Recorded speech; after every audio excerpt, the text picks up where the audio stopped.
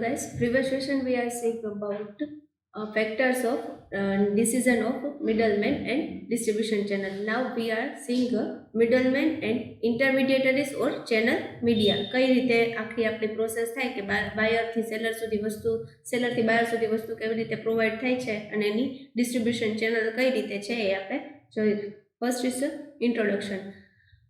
Middleman means an individual or organization in a channel distribution who either sell the goods in the market or negotiate to goods to the manage the distribution flow from producer to consumer. એટલે final જે પહેલા જેને producer કરી વસ્તુ produce કરી હોય પ્રોડ્યુસરથી લઈને final consumer સુધીની જે આખી પ્રોસેસ છે it is a middleman process.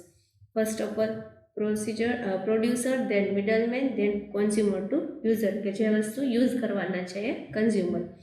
Middlemen are in the form of wholesaler, retailer, agents or the merchandise form. એટલે આટલી જગ્યાએ એ લોકો વેલિડ ગણાય છે.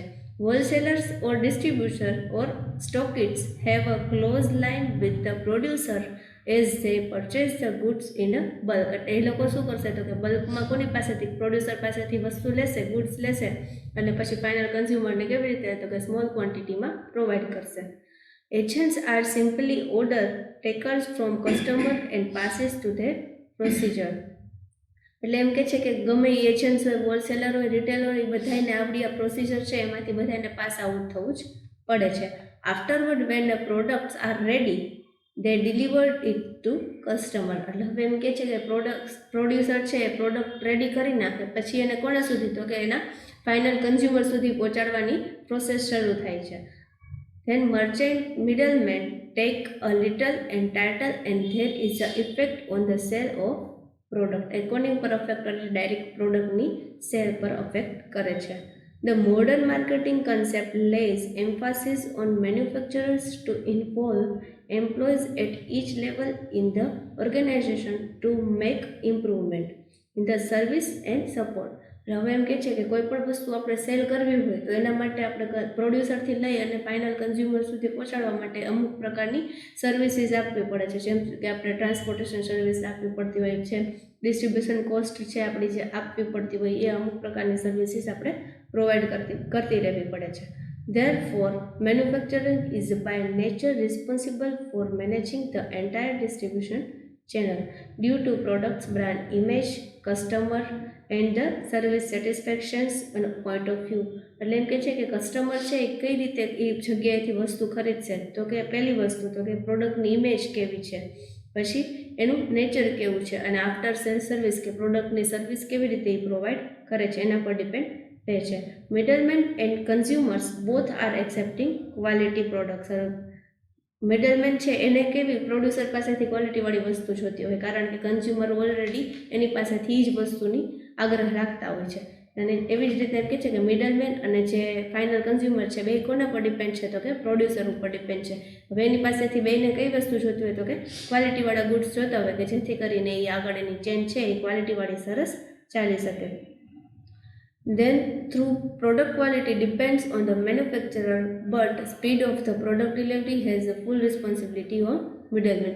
હવે એમ કે છે કે આપણે આ બે રિસ્પોન્સિબિલિટી કોની ઉપર હોય કે મિડલમેન અને કન્ઝ્યુમર બેની રિસ્પોન્સિબિલિટી ક્વોલિટી ગુડ્સની મેન્યુફેક્ચરર ઉપર હોય છે કે જે વસ્તુ પ્રોડ્યુસ કરે છે. હવે એમ કે છે કે મેન્યુફેક્ચરર છે એની રિસ્પોન્સિબિલિટી શું તો કે સારી ક્વોલિટીવાળી ગુડ્સ પ્રોવાઈડ કરવાની. હવે એને ફાસ્ટ ડિલિવરી સ્પીડ જરી કોઈ પાસે પહોંચાડવી હોય કે સ્પીડમાં આપણે કોઈ પાસે પહોંચાડવી હોય તો એની માટેની રિસ્પોન્સિબિલિટી કોના ઉપર આવે છે તો કે પૂરેપૂરી જિમ્મેદારી મિડલમેન ઉપર હોય છે. Now types of middleman. Types કયા રીતના મિડલમેન હોઈ શકે આપણે જોઈશું. First is a wholesaler. A distribution unit or those person who sell a retailer or other merchandise or to industrial institutor or the commercial user. એટલે કે કઈ જગ્યાએ આપણે મિડલમેનને રાખી શકીએ કે કઈ જગ્યાએ એનો યુઝ થાય છે એ કહે છે. But we do not sell significant amounts to ultimate consumers. There may be merchandise wholesaler, agent wholesaler and manufacturing sales branches. એટલે કેવા હોલસેલરમાં પાછા કેવા હોલસેલર હોય તો કે મર્ચેન્ટાઇઝ હોલસેલર હોય, એજન્ટ હોલસેલર હોય અને છેલ્લે તો કે એ લોકોની અલગ અલગ પ્રકારની બ્રાન્ચીસ હોય એના હોલસેલર હોય છે. મર્ચન્ટ હોલસેલર એટલે કેવા, તો કે ઈ એવા કે છે કે merchant wholesalers take ownership of goods and risk associated in the they trade. એટલે એ ઓનરશિપ લઈ લે છે, પણ કોઈ રિસ્ક આવે તો રિસ્ક કોના ઉપર આવે છે, તો કે એના ટ્રેડ ઉપર. Then agent wholesaler do not take ownership of goods, એટલે કે જે એજન્ટ હોય છે એ લોકો એના ઉપર કોઈ ઓનરશિપ લઈ લેતા નથી. એ ઓનરશિપ કોની હોય, તો કે પ્રોડ્યુસરની કે મેન્યુફેક્ચરરની હોય છે. Then ownership of goods in which they deal, they are involved in buy and selling deals. એને ખાલી કે શું કરવાનું હોય, કે એક ડીલ જ કરવાની હોય, કે પ્રોડ્યુસર પાસેથી વસ્તુ લઈ અને કન્ઝ્યુમર સુધી પહોંચાડવાની.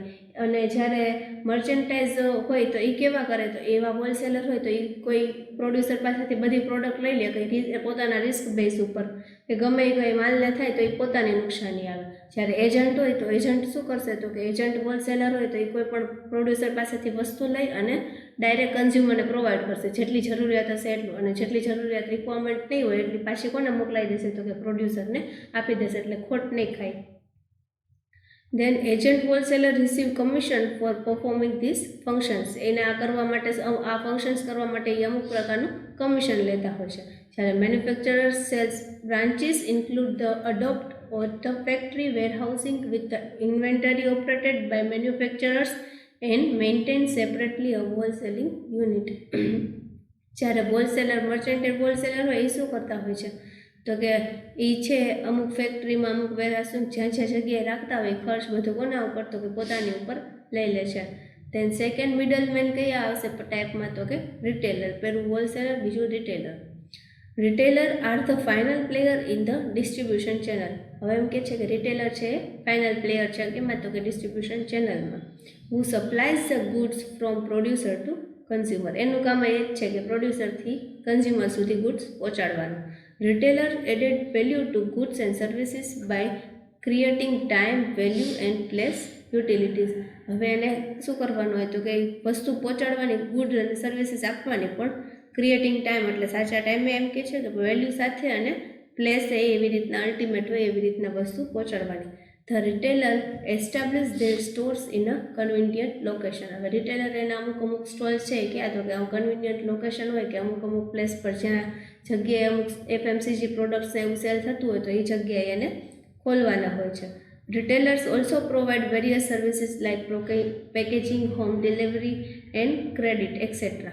હવે રિટેલર હોય છે એ અમુક જગ્યાએ આપણા શોપ, શેરી પાસે, શેરી સ્ટ્રીટમાં અમુક પ્રકારની શોપ હોય છે, ગ્રોસરી શોપ, તો એ બધા કેવા હોય, તો કે એ રિટેલર હોય છે, કે એની પાસે અમુક પ્રકારની એવી નાની વસ્તુઓ બલ્કમાં ખરીદી લે પ્રોડ્યુસર પાસેથી, ને પછી આપણને એ કહેવાય તો કે સ્મોલ ક્વોન્ટિટીમાં એ પ્રોવાઈડ કરતા હોય છે. હવે એમાં એ લોકો પેકેજિંગ, હોમ ડિલિવરી અને ક્રેડિટ પર માલ આપવાની એવી બધી સર્વિસીસ રાખતા હોય છે. In this manner, retailer create a value utilities. Retailer also provide varieties of product in time as per consumer require which create time utilities. હવે રિટેલર છે એનું મેઇન વર્ક શું છે, તો કે કોઈ પણ કન્ઝ્યુમરને એની વસ્તુ ટાઈમ પર પહોંચાડવાનું. એટલે જ ઘરથી નજીકમાં જે શોપ હોય ને, લોકો એ વસ્તુ લેવાની વધારે પ્રિફર કરે છે, કારણ કે એ ઘરથી નજીક છે, જેથી કરીને એની ટાઈમની યુટિલિટી બની શકે, રહી શકે, એટલા માટે. Now third is a agent.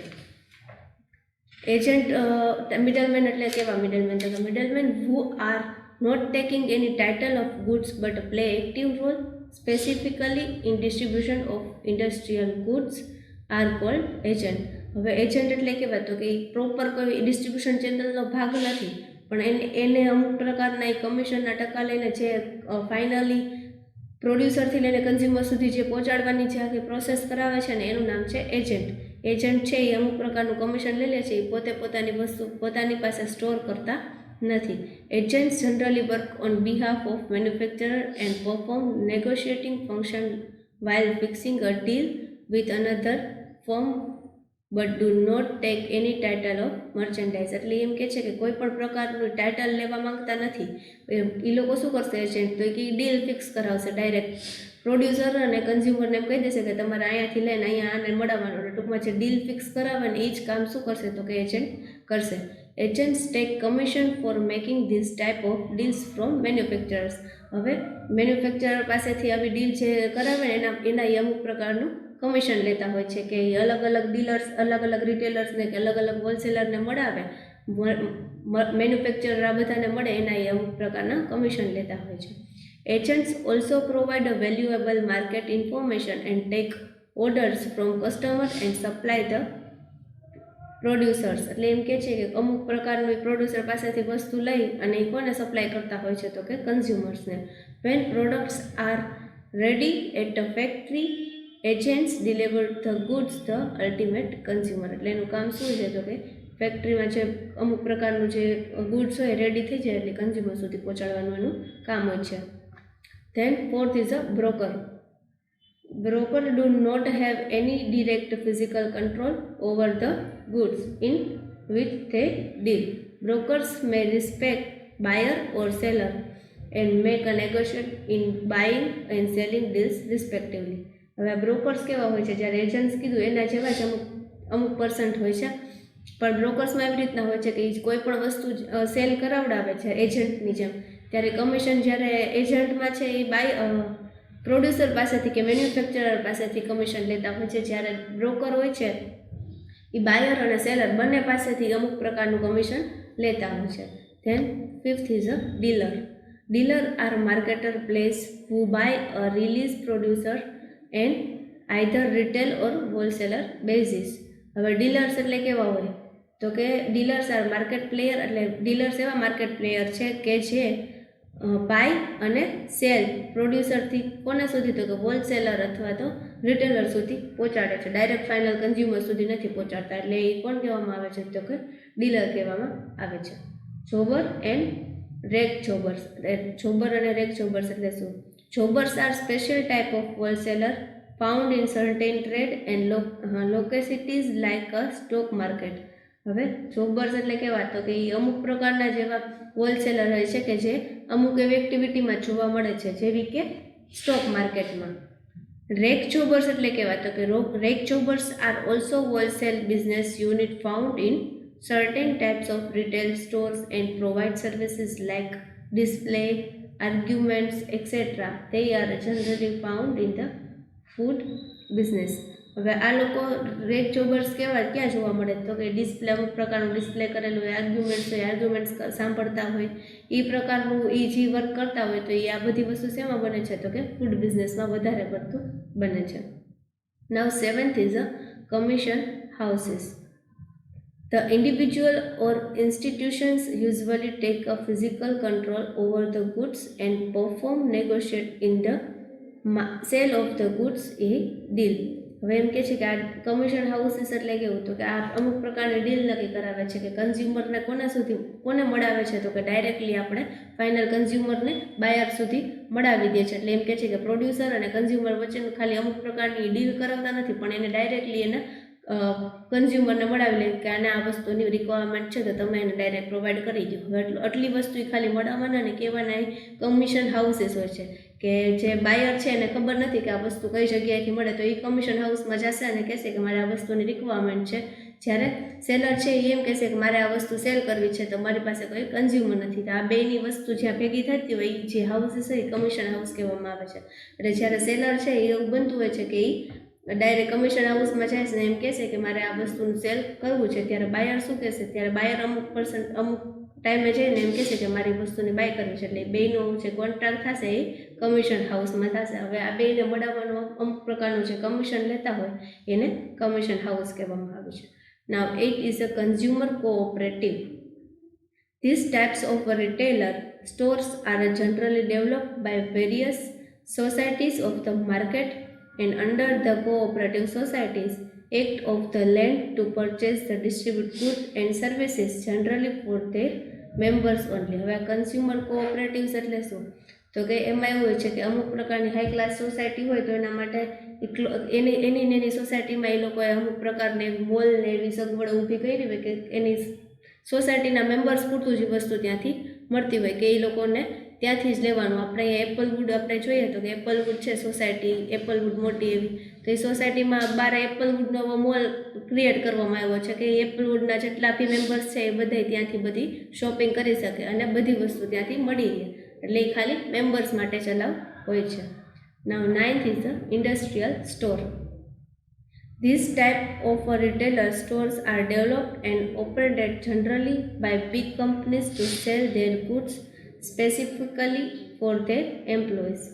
It is also termed as a company store, industrial store. આ વસ્તુ એટલે શું તો કે આમાં શું કરવામાં આવે છે તો કે આ લોકો મોટી મોટી કંપનીવાળા કે એ લોકો રિલાયન્સવાળા કે આપણે જોઈએ તો એ લોકો એનું અમુક ટાઈમે એના સ્ટોર્સ છે એના રિલાયન્સના બહાર પડ્યા હોય છે. જેમ કે આપણે રિલાયન્સ ટ્રેન્ડ્સ જોઈએ, પછી રિલાયન્સ વેલનેસ જોઈએ, રિલાયન્સ ફૂટવેર જોઈએ, પછી રિલાયન્સ આઈ સ્ટોર જોઈએ. એટલે ટૂંકમાં એક બધી વસ્તુ. જો કે ટ્રેન્ડ્સ જોઈએ તો ટ્રેન્ડ્સમાં કેવી રીતે તો કે અમુક પ્રકારના ક્લોથ્સ બધી પ્રકારના મળતા હોય. પછી આઈવેલ જોઈએ તો કે એમાં બધી પ્રકારના આઈફોન ને બધી પ્રોડક્ટના મોબાઈલ મળતા હોય સારી. ધેન પછી ફૂટવેર છે તો એમાં બધી પ્રકારના ફૂટવેર મળતા હોય. વેલનેસ છે તો એમાં બધી પ્રકારની મેડિકલની સુવિધાઓ મળતી હોય. એટલે રિલાયન્સવાળા એવી અમુક પ્રકારના સ્ટોર્સ બહાર પાડી દીધા હોય. Then resident buyers, an individual who specialized in a buying at a fees or commission basis for small retailer.